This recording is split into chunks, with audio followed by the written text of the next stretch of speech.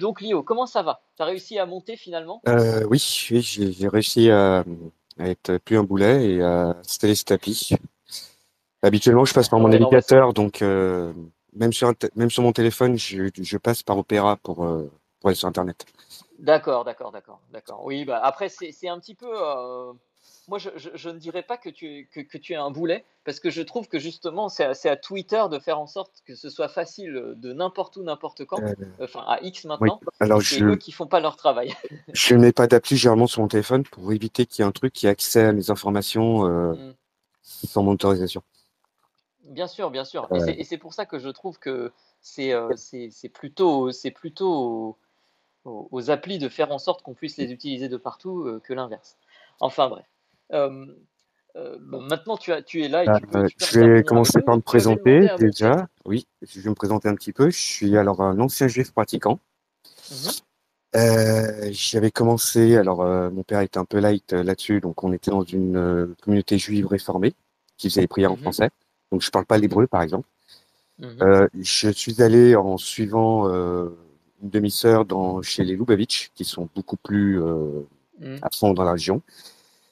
Et à un moment donné, je me suis demandé pourquoi je faisais ça, pourquoi je m'imposais toutes ces contraintes qui étaient, faut dire, assez lourdes dans la région juive. Et Mhm. depuis, je ne pratique absolument plus rien. Je mange du D'accord, porc, voilà. Et comment dire, je suis devenu totalement athée et non croyant. d'accord, d'accord. Et du coup, euh, quel, euh, quelle est maintenant ta position par rapport au respect des Euh, croyances et des religions? ben, par exemple, ma famille a pratiquement coupé tous les ponts avec moi. Mhm, Et quand je dis tous les ponts, c'est que je parle à mes demi-sœurs une fois par semaine. Ils ont gentiment évité de me tenir informé des mariages de mes neveux, mhm. pas que j'y aille, parce que je ne respecte pas leur religion. Je ne respecte pas leurs croyances.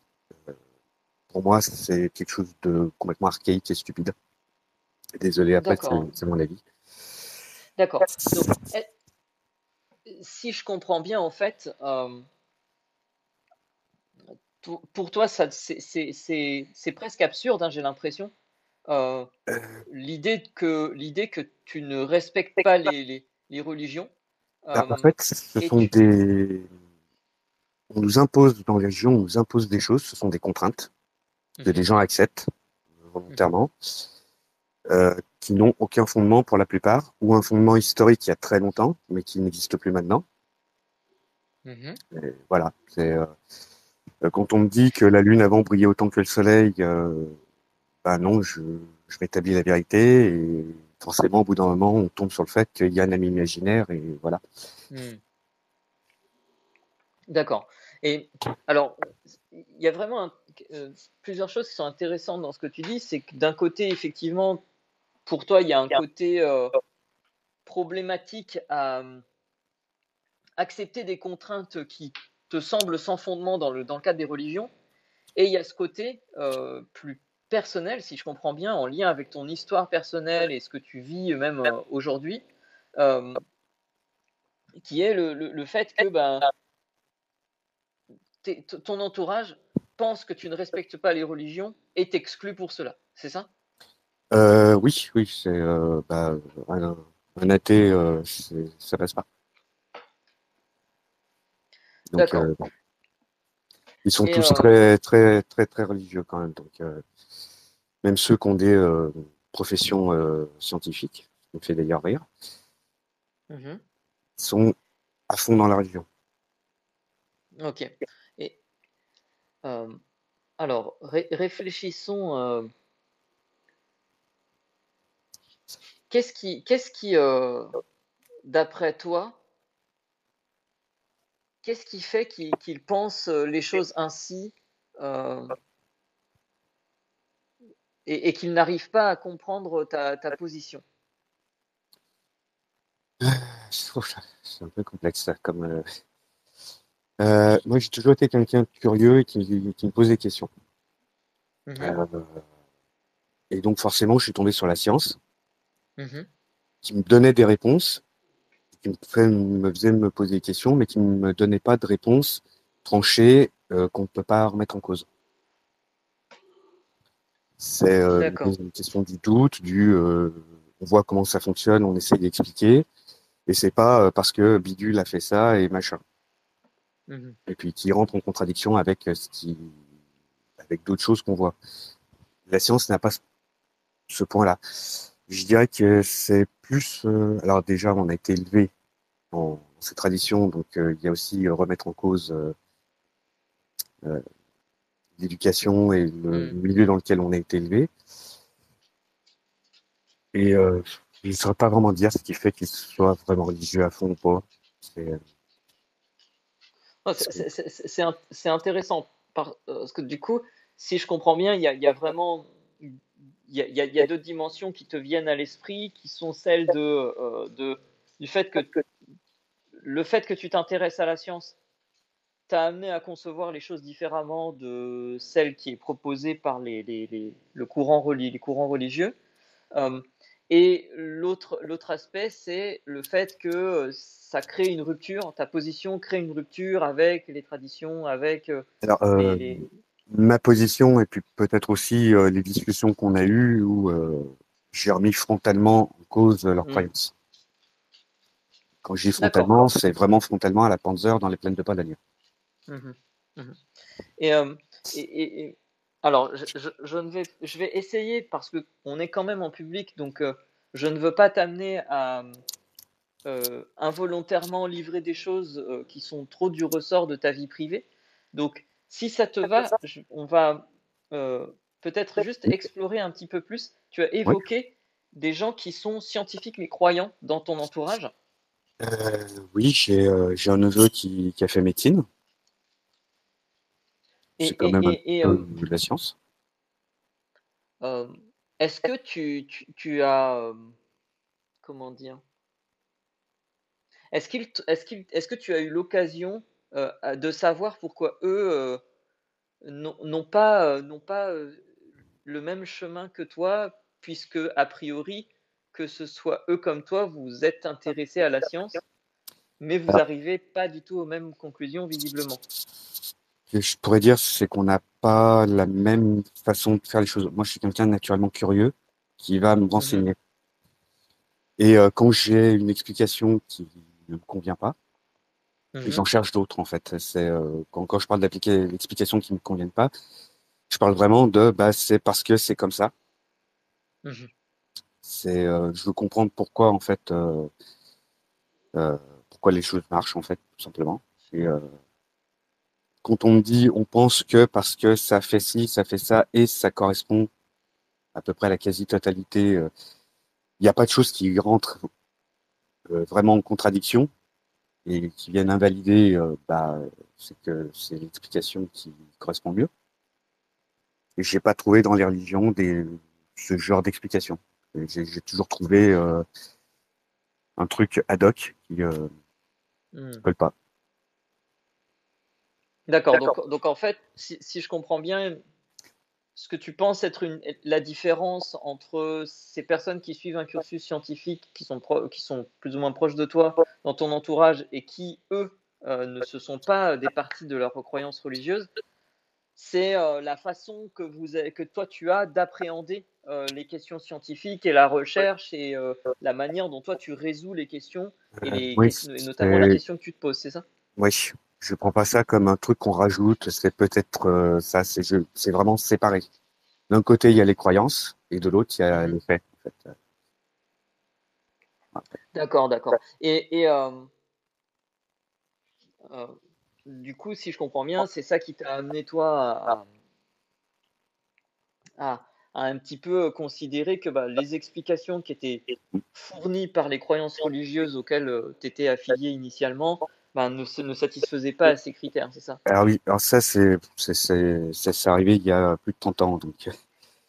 Et D'accord. je continuais à pratiquer, je continuais à faire la religion, puis à un moment donné, je me suis dit, mais pourquoi je le fais? C'est vraiment. Et, D'accord. euh, et en fait, avec mon père, on a arrêté de pratiquer en même temps. parce Ah, ils respectaient pour exactement la même chose c'est-à-dire qu'on respectait chacun pour l'autre. Et quand moi je lui ai fait remarquer que bah, ça m'intéressait plus, c'est a suivi ma voie, si on peut dire. ah, d'accord. Donc ça veut dire que il y a dans ton entourage, il y a quand même ton père qui a Il y suivi. avait, oui, il y avait. Euh, et alors, bon, je veux pas. Surtout, là, on est sur un échange où on est dans des choses qui peuvent être un peu privées pour toi. Donc, surtout, si je pose une question et que tu ne souhaites pas y répondre, Ouais, dis-le moi, n'aie aucun souci, ne te sens absolument pas forcé à ce niveau-là. Parce que voilà, on est en public et je tiens à respecter, ta vie privée à ce niveau-là. Euh, mais je trouve intéressant euh, ce point. euh, Est-ce que tu sais si pour ton père, c'était les mêmes raisons qui l'ont amené à arrêter de pratiquer? alors j'ai jamais vraiment posé la question directe. Bon, maintenant qu'il est mort, c'est un peu raté. Mais en gros, comme je lui ai dit, j'ai l'impression qu'il avait un poids en moins sur les épaules et que parce qu'on a arrêté de pratiquer, on a arrêté de faire Pâques, de toutes les fêtes en fait, on les a arrêtées. D'accord.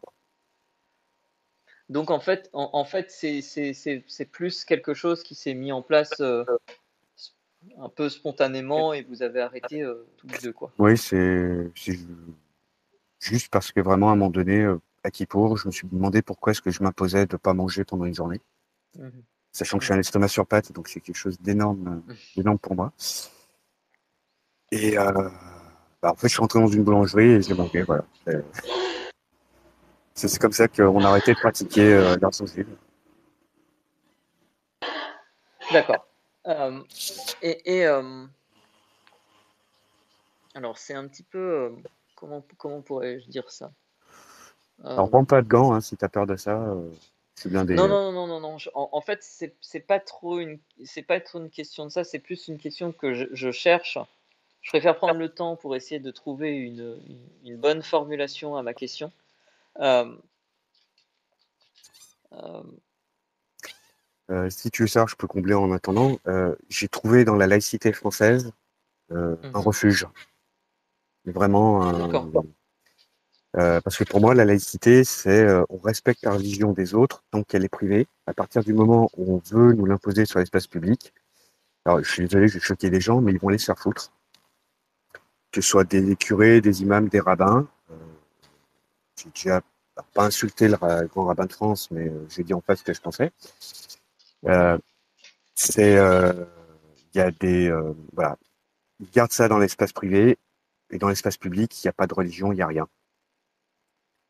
C'est Et ça, on protège les lieux de du culte coup, par exemple, c'est voilà, mais dans l'espace public, on n'impose aucune religion. d'accord. Et en quoi tu as trouvé que c'était un refuge pour toi? Bah, parce que j'ai trouvé déjà des gens qui pensaient comme moi, ça a aidé. Mhm. Et les mêmes croyances et les mêmes oui, c'est vraiment des gens qui étaient comme moi. On préfère la science à la religion, on préfère avoir des règles humaines et pas trucs imposés parce qu'il y a 6000 ans, il y a un type qui a dit un truc, Mm. même si ça Mm. se recoupe. Ça. Ok. Est-ce qu'on peut dire, et corrige-moi si j'interprète mal tes propos, euh, est-ce qu'on peut dire qu'en fait, euh, la laïcité à la française, dans la mesure où elle n'a pas créé d'exclusion des athées, ça t'a permis de rencontrer plus de gens athées, c'est ça? Oui, oui, Et oui, où, c'est un apostat est protégé chez nous. hmm, Dans, d'accord, parce que je suis un apostat juif, hein, on va être tout à fait honnête. oui. Euh, Oui, donc en fait, c'est ça, c'est que si je suis le fil de ce que tu dis, c'est que s'il n'y avait pas cette forme de laïcité, bon, bah, en fait, tous les gens qui sont apostats seraient soit exclus ou soit obligés de se cacher plus ou moins. Oui, Et que donc, du coup, on pourrait pas vraiment savoir qu'ils existent et donc tout les à fait. identifier aussi. D'accord, Bah, d'accord. à tel point d'ailleurs que être apostat entre guillemets en France, maintenant, c'est quelque chose qui est presque attendu en fait. Hmm. Hmm. Et on pointe plus du doigt le religieux que l'apostat. Ah, bah, ouais, très intéressant. Est-ce que tu penses que euh, il peut exister d'autres formes de laïcité que ce que tu as appelé la laïcité à la française, euh, qui permettent, qui permettent ça, mais qui n'est pas, par exemple, qui n'est pas, qui ne passe pas, par exemple, par des règles d'interdiction ou ce genre de choses. Bah, quand je vois la version, bon, je ne sais même pas si c'est une laïcité, il y a, alors s'il y a peut-être l'Allemagne, l'allemande qui est où il reste, on va dire. J'ai pas vraiment vécu en Allemagne, donc je peux pas vraiment dire comment ça marche, mais j'ai l'impression quand même que là-bas, un non-religieux se fait pas emmerder. Mhm. Bon, après, c'est les Allemands, ils sont plutôt carrés, c'est un juif qui dit ça. Euh, ils sont, ils ont tendance à plus respecter les autres. Euh, dans le monde anglo-saxon que je connais un peu mieux, c'est plus une façade parce que la religion est partout en fait, Mhm. surtout la religion chrétienne, du moins la chrétienne. Oui, c'est des variantes de la religion chrétienne. Et être un non-religieux là-bas, bah, il suffit de voir comment les gens de gauche sont traités, c'est pas forcément une bonne idée. D'accord. Donc, si je comprends bien, tu as des exemples notamment du milieu anglo-saxon où cette laïcité étant légèrement différente, les effets Et de protection des apostats et des athées ne oui, sont pas les mêmes, c'est ça? pour moi, l'interdiction de tout signe de religion dans un lieu public est une protection en fait Mhm. D'accord, pour les gens qui d'accord, ne croient pas. d'accord. Très intéressant. Ça fait un petit peu plus d'un quart d'heure que l'on discute, donc on arrive au terme de notre échange. Merci beaucoup Bah, merci à vous aussi. d'être monté, d'avoir accepté de discuter, Puis merci à de Elodie partager. qui est une oasis dans le monde qui est Twitter. Bah, on essaye de faire des choses différentes, et puis bah, si les gens apprécient, tant mieux. Euh, je ne sais pas si Russell ou si Claire ont une question à emporter J'ai avant que je j'ai te pose la peut-être traditionnelle question de savoir comment ça s'est passé. j'ai peut-être une question à emporter, mais j'aimerais d'abord voir avec notre auditeur si j'ai bien compris. Tu as dit à un moment donné, mais je suis pas sûr d'avoir bien compris parce que ça a coupé. Tu as plutôt tendance à défendre la science de façon frontale, c'est ça? Oui, oui, c'est vraiment frontal. C'est-à-dire que Ouais. quand la personne est vraiment religieuse en face de moi, j'ai Ok. tendance à me moquer d'elle et de Ok. sa Bah, croyance. justement, alors j'ai peut-être une question. Alors, je suis navré parce qu'elle porte sur le début de l'entretien qui était assez personnel, donc je vais re-rentrer dans le personnel seulement si tu me l'autorises. Ah, vas-y, vas-y, y a pas de Je souci. voulais te poser cette question et elle n'apporte pas de réponse, hein, c'est une question emportée. Est-ce qu'en défendant la science de façon frontale et en refusant de participer au fait, les juifs pratiquants religieux de ton entourage n'ont pas l'impression que tu les traites de personnes archaïques et stupides? Ah si, totalement. Mais c'est ce qu'elles sont après. Donc, mais si, Ok. si, c'est... Ok. Bon, bah, écoute, je te remercie. Merci beaucoup. Et puis en tout cas, bah, je te souhaite bon courage parce que j'ai aussi quelques apostats autour de moi et je sais à quel point c'est pas facile à vivre quand on a été élevé dans un milieu très religieux. Et donc, je te souhaite beaucoup de courage. Et j'espère que Ah, ça va merci. s'arranger avec ta famille parce que c'est important aussi, la famille. Oui. Mais bon, alors, j'ai aussi de la famille du côté chrétien qui est moins chiante là-dessus. D'accord. Bon, bah, en tout cas, je te souhaite beaucoup de courage et merci pour ton témoignage. Eh ben, de rien. Puis, ben, merci à vous Ouais, pour nous merci avoir permis de beaucoup. parler. Merci beaucoup. Et juste petite dernière question. Comment ça s'est passé cet échange qui est un petit peu sous un format différent? Comment ça s'est passé pour toi? Très bien. Donc, ça s'est très, très, très C'était bien passé. bon, parfait. Tant mieux. C'est ce que l'on cherche avant tout, hein, avoir des échanges qui se passent bien. Donc merci encore. Et puis bah, tu es le bienvenu sur nos spaces. On relancera sur des thématiques différentes. Tu es le bienvenu. Karim aussi, hein, tu es le bienvenu pour remonter et rediscuter avec nous sur nos prochains spaces.